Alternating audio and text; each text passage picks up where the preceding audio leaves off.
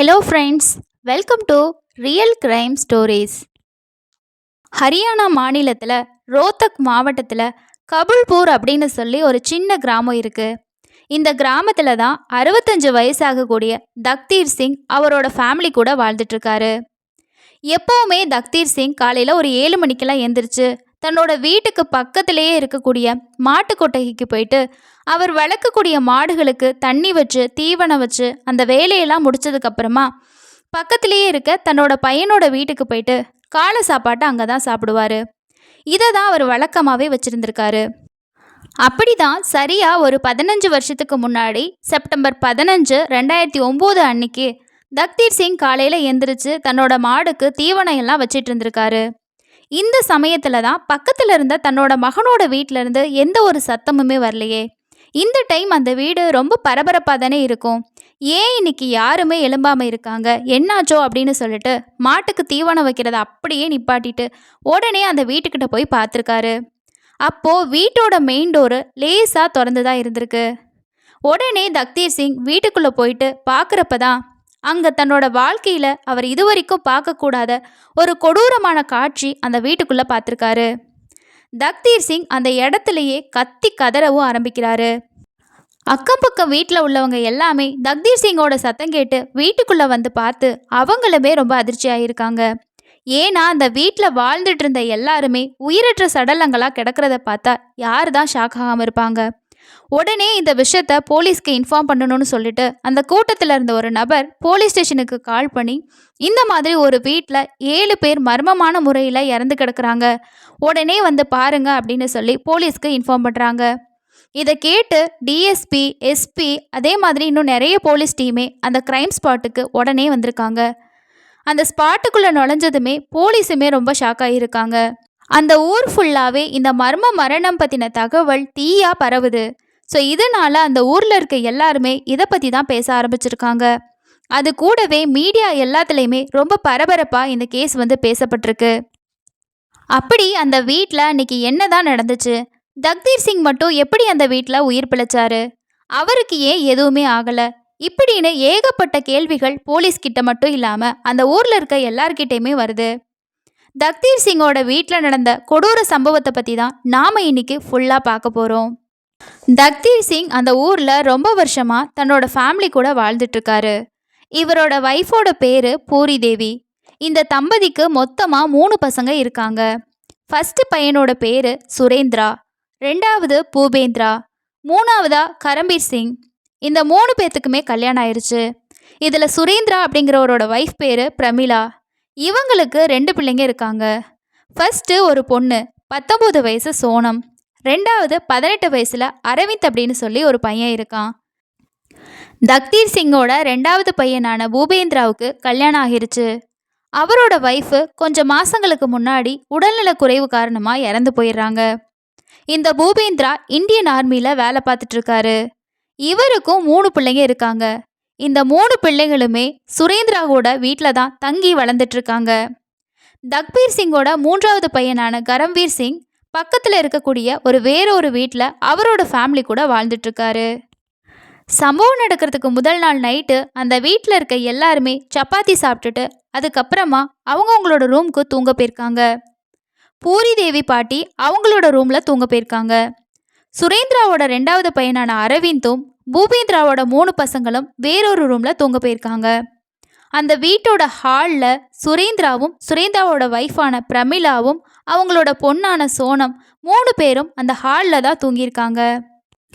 அந்த வீட்டில் இருக்கக்கூடிய பசங்க காலேஜ், ஸ்கூல் போகக்கூடியவங்களாக இருக்கிறனால காலையில் டைமில் அந்த வீடு எப்போவுமே ரொம்பவே பரபரப்பாக தான் இருக்கும். இந்த வீட்டில் கேட்கக்கூடிய சத்தம் பக்கத்தில் மாட்டுக்கொட்டாயில் வேலை செய்யக்கூடிய தக்தீர் சிங்குக்குமே கேட்கும். அந்த மாதிரி தான் சம்பவம் நடந்த அன்னைக்கும் காலையில் ஏன் இன்னும் சத்தமே இல்லை, யாருமே ஏன் எந்திரிச்சிருக்கல அப்படின்னு சொல்லி யோசித்த தக்தீர் சிங் அந்த வீட்டுக்குள்ளே போய் பார்த்தப்ப தான் அவரோட வீட்டில் இருந்த 7 பேரும் உடலில் உயிர் இல்லாமல் இறந்து போய் கிடக்கிறத பார்த்து பதறி போயிட்டு கத்தி கதறி இருந்திருக்காரு. இதுக்கப்புறமா தான் அக்கம் பக்கம் இருக்க எல்லாருமே வந்திருக்காங்க. நெக்ஸ்ட்டு போலீஸ்க்கு இதை பற்றி இன்ஃபர்மேஷன் கொடுத்து போலீஸும் அந்த ஸ்பாட்டுக்கு வந்திருக்காங்க. போலீஸ் சம்மந்தப்பட்ட இடத்துல அவங்களோட இன்வெஸ்டிகேஷனை ஆரம்பிச்சிருக்காங்க. அப்போ தான் அந்த வீட்டில் 9 பேர் வாழ்ந்துட்டு இருந்த விஷயம் போலீஸ்க்கு தெரிய வருது. இதில் தக்தீர் சிங் அப்படிங்கிறவர் இப்போ உயிரோடு இருக்காரு. 7 பேர் இறந்து போயிட்டாங்க அப்படின்னா இன்னும் ஒருத்தரான சோனம்க்கு என்னாச்சு அப்படின்னு சொல்லிட்டு அந்த வீட்டில் இருக்கக்கூடிய எல்லா இடத்தையுமே தேட ஆரம்பிக்கிறாங்க. அப்போ தான் பாத்ரூமில் சோனம் மயங்கின நிலையில் கிடந்திருக்காங்க. உயிர் இருக்குது அப்படின்னு சொல்லிட்டு கன்ஃபார்ம் பண்ண போலீஸ் அவங்கள உடனே ஹாஸ்பிட்டலுக்கு அனுப்பியிருக்காங்க. மாடியில் தேடின போலீஸ்க்கு இன்னும் 2 பேர் மயங்கின நிலையில் கிடந்ததை கண்டுபிடிச்சிருக்காங்க. அந்த 2 பேரும் யார் அப்படின்னு பார்க்குறப்ப தான் அந்த வீட்டில் வேலை செஞ்சுட்டு இருந்த எலக்ட்ரிஷியன் அப்படின்னு சொல்லி தெரிய வருது. இவங்க 2 பேருக்குமே பல்ஸ் பிடிச்சி பார்த்த போலீஸ் அவங்களும் உயிரோடு இருக்க விஷயம் தெரிஞ்சு சோனத்தையும் இவங்க 2 பேர்த்தையும் பக்கத்தில் இருக்கக்கூடிய ஜிஹெச்க்கு ட்ரீட்மெண்ட்டுக்காக அனுப்பிட்டு இருந்திருக்காங்க. ஒரு பக்கம் இவங்களுக்கான ட்ரீட்மெண்ட் நடந்துட்டு இருக்கப்போ இறந்து போன 7 பேருக்குமான போஸ்ட்மார்ட்டம் பண்ணுறதுக்கான வேலையையும் போலீஸ் ஆரம்பிச்சிருக்காங்க. இன்னொரு பக்கம் போலீஸ் அந்த வீட்டில் ஏதாவது எவிடன்ஸ் கிடைக்குதா, யார் வந்து கொலை பண்ணியிருப்பாங்க, இந்த க்ரைம் எப்படி நடந்திருக்கும் அப்படின்றதுக்கான இன்வெஸ்டிகேஷனை அந்த வீடு ஃபுல்லாக பண்ணுறாங்க. அப்போ தான் அந்த வீட்டில் யாருமே ரொம்ப ஃபோர்ஸாக நுழைஞ்ச மாதிரி எந்த ஒரு தடையுமே அவங்களுக்கு கிடைக்கல. அது மட்டும் இல்லாமல் யாரோ தெரிஞ்சவங்க ஒருத்தங்க தான் இதை பண்ணியிருக்கணும் அப்படின்னு சொல்லிட்டு போலீஸ் கன்ஃபார்ம் பண்ணுறாங்க. நெக்ஸ்ட்டு அங்கே உயிரோடு இருக்கக்கூடிய தக்பீர் சிங் அவர் மட்டும் எப்படி உயிரோடு இருக்காரு, அவரோட உடம்புல எந்த ஒரு காயமோ அவருக்கு எதுவுமே ஆன மாதிரி தெரியவே இல்லை. ஒருவேளை இவர் தான் வீட்டில் இருக்க எல்லாரையும் கொலை பண்ணிட்டு இப்படி நாடகம் ஆடுறாரோ அப்படின்னு சொல்லிட்டு போலீஸ்க்கு ஒரு சந்தேகம் வந்திருக்கு. இந்த விசாரணை ஒரு பக்கம் போய்கிட்டு இருக்கப்ப தான் இன்னொரு பக்கம் அந்த இறந்து போன 7 பேரோட அட்டாப்சி ரிப்போர்ட் போலீஸோட கைக்கு கிடைக்குது. அதில் அந்த 7 பேரும் இறந்து போன டைம் அப்படின்னு பார்த்தோன்னா நைட்டு 11 மணிலேருந்து ஏர்லி மார்னிங் 2 மணிக்குள்ளே இருக்கும் அப்படின்னு சொல்லி மென்ஷன் பண்ணியிருக்கு. அதுக்கப்புறமா நைட்டு அவங்க சாப்பிட்ட சாப்பாட்டில் தூக்க மாத்திரை கலக்கப்பட்டிருக்கு. இதனால் அவங்க தூங்கிட்டு இருந்த சமயத்தில் தான் அவங்க கொலை செய்யப்பட்டிருக்காங்க அப்படின்றதும், அந்த 7 பேரோட கழுத்துலையும் ஒரே மாதிரியான காயம் இருக்கிறதையும் கண்டுபிடிச்சிருக்காங்க. அந்த காயம் வந்து கயிறால் யாரோ இறுக்கி அவங்கள கொலை பண்ணதுக்கான தடயம் அப்படின்னு சொல்லியும் அந்த அட்டாப்சி ரிப்போர்ட்டில் மென்ஷன் ஆகியிருந்திருக்கு. நைட்டு அந்த வீட்டில் 7 பேரும் சாப்பிட்ட அதே சாப்பாட்டை தான் அந்த வீட்டில் மயங்கி கிடந்த சோனம் அதே மாதிரி எலக்ட்ரிஷியனான 2 பேரும் சாப்பிட்ருந்துருக்காங்க. இதனால் போலீஸ்க்கு யார் மேலே இன்னும் சந்தேகம் அதிகமாகுது அப்படின்னா இந்த தக்தீர் சிங் மேலே தான் அதிகமாகுது.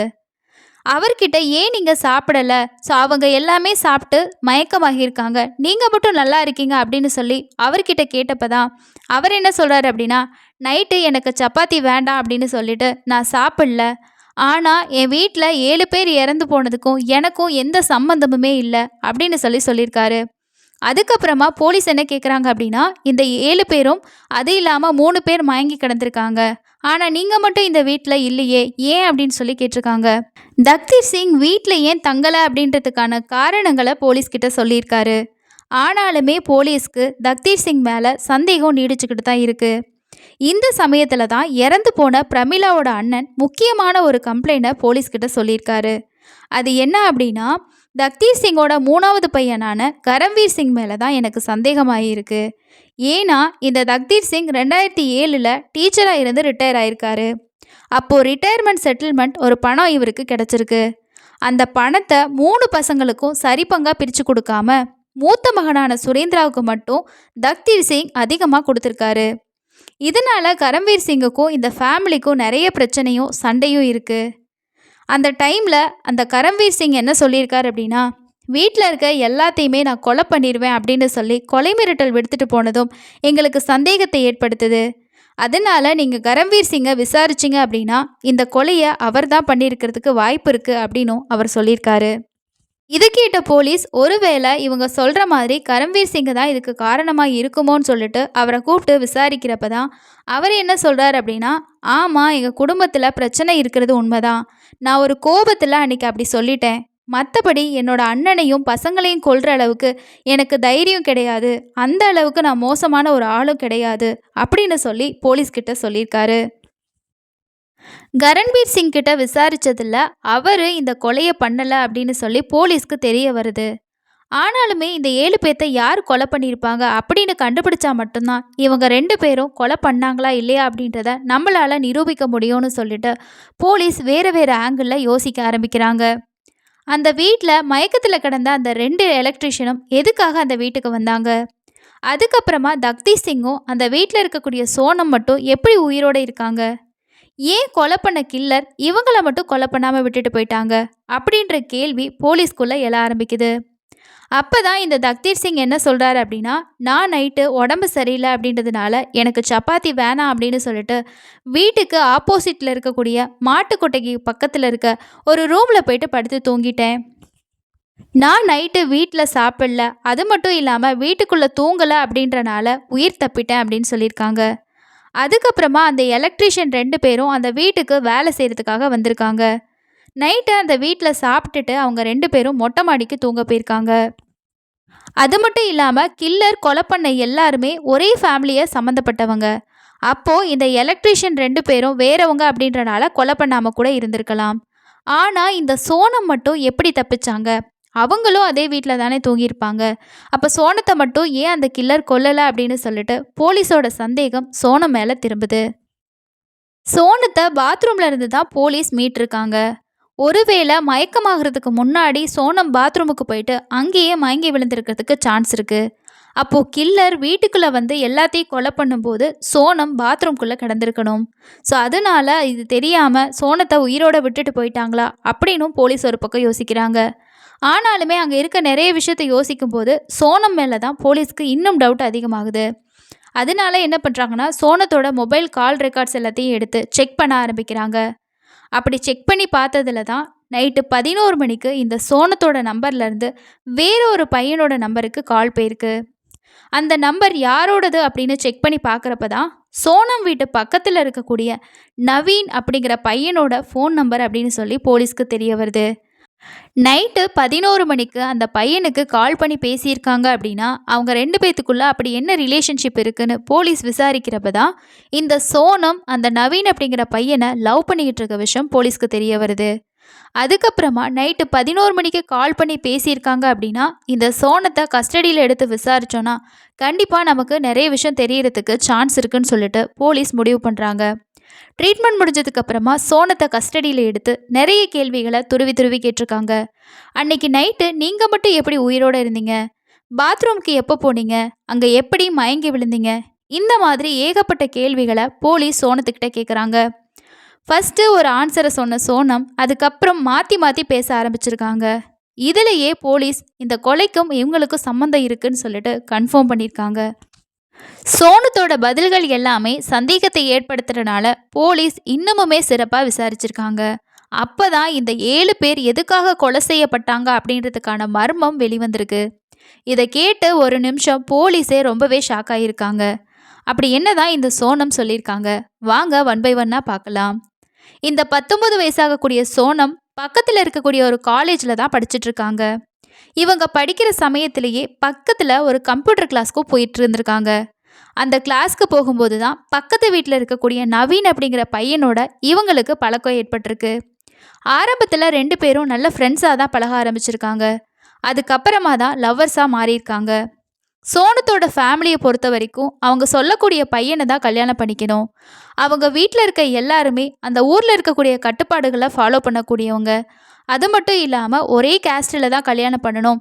ஸோ ஒரு கேஸ்ட் விட்டு இன்னொரு கேஸ்ட்டில் கல்யாணம் பண்ணக்கூடாது அப்படின்றது அவங்க ஃபேமிலியில் எல்லாருமே ரொம்ப பார்ப்பாங்க அப்படின்றது சோனத்துக்கு நல்லாவே தெரியும். ஆனால் நவீன் இதுக்கு எதுக்குமே ஒத்து வர மாட்டான் அப்படிங்கிறத தெரிஞ்சும் சோனம் லவ் பண்ண ஆரம்பிச்சிருக்காங்க. எப்படியும் நம்மளோட காதலை ஒத்துக்கலை அப்படின்னாலும் வீட்டில் இருக்கவங்கள கன்வின்ஸ் பண்ணி நவீனை கல்யாணம் பண்ணிக்கலாம் அப்படின்னு தான் சோனம் நினச்சிருக்காங்க. லவ் பண்ண ஆரம்பித்து கொஞ்ச நாட்கள்லேயே அவங்களோட அம்மா கிட்ட இவங்களோட காதல் விஷயத்தை பற்றி சொல்லியிருக்காங்க. அப்போது சோனத்தோட அம்மா பிரமிளா என்ன சொல்கிறாங்க அப்படின்னா, இந்த விஷயம் உன்னோட அப்பாவுக்கு தெரிஞ்சிச்சு அப்படின்னா உன்னையும் அந்த பையனையும் கொலை பண்ணாமல் விட மாட்டாங்க. இது நம்மளோட ஃபேமிலிக்கு சரியே வராது. நீ காதல் கத்திரிக்காயெல்லாம் விட்டுட்டு காலேஜ் போயிட்டு ஒழுங்காக படிக்கிற வேலையை பாருன்னு சொல்லிட்டு தன்னோட பொண்ணுக்கு அட்வைஸ் பண்ணியிருக்காங்க. இதுக்கப்புறமும் சோனம் அந்த பையனோட பழகிறத நிறுத்தவே இல்லை. சோனத்தோட காதல் விஷயம் கொஞ்ச நாள்லேயே அவங்க அப்பாவான சுரேந்திராவுக்கு தெரிய வருது. இதை தெரிஞ்சதுமே தன்னோட பொண்ணுக்கிட்ட பயங்கரமாக கோவப்பட்ட அவர், இதுக்கு மேலேயே அந்த பையனோட பேசிகிட்டு இருக்கிறது பழகிறது எனக்கு தெரிஞ்சது அப்படின்னா அவனை கண்டிப்பாக கொலை பண்ணிடுவேன் அப்படின்னு சொல்லி மிரட்டியிருக்காரு. இந்த விஷயத்த சோனம் அவங்க லவ்வரான நவீன் கிட்ட சொல்கிறாங்க. 2 பேரும் சேர்ந்து என்ன யோசிக்கிறாங்க அப்படின்னா, நம்ம வீட்டில் இருக்கக்கூடிய எல்லாருமே உயிரோடு இருந்தாங்க அப்படின்னா கண்டிப்பாக இந்த இடத்துல நம்மளால் ஃப்ரீயாக வாழ முடியாது. அது மட்டும் இல்லாமல் ஒன்றா சேரவும் முடியாது, நம்ம 2 பேர்த்தையும் கொன்றுவாங்க. அதுக்கு முன்னாடி அவங்களோட கதையை முடிக்கிறதுக்கான பிளானை நம்ம பண்ணணும் அப்படின்னு சொல்லி 2 பேரும் சேர்ந்து முடிவு பண்ணியிருக்காங்க. அதுக்கப்புறமா இந்த சோனமும் நவீனும் சேர்ந்து சோனத்தோட ஃபேமிலி மெம்பர்ஸை கொலை பண்ணுறதுக்கான திட்டத்தை போட்டிருக்காங்க.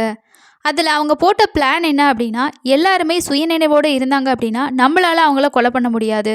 அதனால அவங்க எல்லாருக்குமே தூக்க மாத்திரை கொடுத்து அதுக்கப்புறமா கொலை பண்ணலான்னு சொல்லி தான் பிளான் பண்ணியிருக்காங்க. இவங்களோட கொலை திட்டத்தை சக்ஸஸ்ஃபுல்லாக பண்ணுறதுக்காக நவீன் ஒரு 100 தூக்க மாத்திரையை அவனோட ஃப்ரெண்டு மூலமாக வாங்கியிருக்கான். அதுக்கப்புறமா இந்த டேப்லெட் எல்லாத்தையுமே சோனத்துக்கிட்ட கொடுத்து வீட்டில் சாப்பிட்றவங்களோட சாப்பாட்டில் எப்படியாவது கலந்து கொடுத்துரு, அதுக்கப்புறம் நடக்கிறத நான் பார்த்துக்கிறேன் அப்படின்னு சொல்லியிருக்கான். சரியா செப்டம்பர் 14ஆம் தேதி நைட்டு சோனத்தோட வீட்டில் சப்பாத்தி பண்ணுறதுக்காக மாவு ரெடி பண்ண போயிருக்காங்க. அப்போது சோனம் நான் ஹெல்ப் பண்ணுறேன் அப்படின்னு சொல்லி அவங்க கொண்டு வந்த அந்த 100 டேப்லெட்டையும் அந்த மாவில் மிக்ஸ் பண்ணியிருக்காங்க. அன்னைக்கு நைட்டு எல்லாருமே அந்த சப்பாத்தியை சாப்பிட்ருக்காங்க. சோனம் மட்டும் அப்புறமா சாப்பிட்டுக்கிறேன் அப்படின்னு சொல்லி எடுத்து வச்சுருக்காங்க. இன்னொரு பக்கம் சோனத்தோட தாத்தா எனக்கு சாப்பாடு வேணாம், தண்ணி மட்டும் போதும்னு சொல்லி தண்ணி பாட்டிலை மட்டும் எடுத்துக்கிட்டு பக்கத்தில் இருக்கக்கூடிய வீட்டுக்கு தூங்க போயிட்டாரு. நைட்டு அவங்க வீட்டில் எல்லாருமே தூக்க மாத்திரை சாப்பிட்டனால ரொம்பவே அசதியாக தூங்கிட்டு இருந்திருக்காங்க. அது மட்டும் இல்லாமல் எந்த ஒரு அசைவும் இல்லாமல் இருந்திருக்காங்க. இதுதான் இவங்க எல்லாத்தையும் கொலை பண்ணுறதுக்கான சரியான டைம் அப்படின்னு சொல்லி நினச்ச சோனம் நவீனுக்கு கால் பண்ணி வீட்டுக்கு வர வச்சுருக்காங்க. வீட்டுக்குள்ளே வந்ததுமே நவீன் தான் ஏற்கனவே கொண்டு வந்திருந்த நைலோன் கயிறை எடுத்து ஒவ்வொரு ஆளாக கழுத்து நெரிச்சு துடிதுடிக்க கொலை பண்ண ஸ்டார்ட் பண்ணுறான். இதில் ஃபஸ்ட்டு சோனத்தோட அப்பாவை தான் கொலை பண்ணியிருக்காங்க.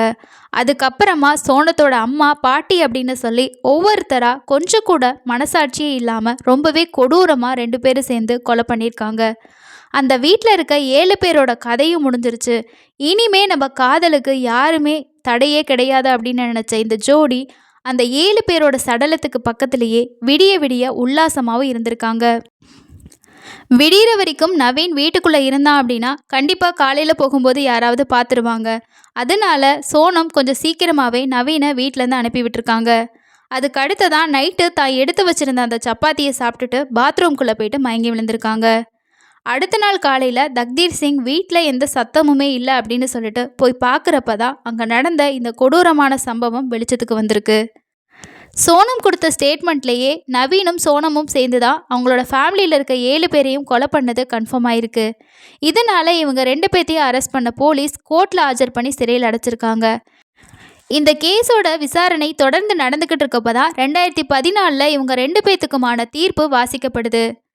இவங்க 2 பேர்த்துக்கும் அரிதிலும் அரிதான மரண தண்டனை வழங்குறதா ரோத்தக் நீதிமன்றம் சொல்லியிருக்காங்க. இதுவரைக்கும் அந்த கோர்ட்டில் 3 பேருக்கு தான் மரண தண்டனை கொடுத்துருக்காங்க. அதில் 3ஆவதாக இருக்கக்கூடியது தான் இந்த நவீனும் சோனமும். அதுக்கப்புறம் இந்த சோனமும் நவீனும் என்ன பண்ணுறாங்க அப்படின்னா தங்களுக்கு கொடுக்கப்பட்ட மரண தண்டனையை குறைக்கணும் அப்படின்னு சொல்லிட்டு மேல்முறையீடு பண்ணியிருக்காங்க.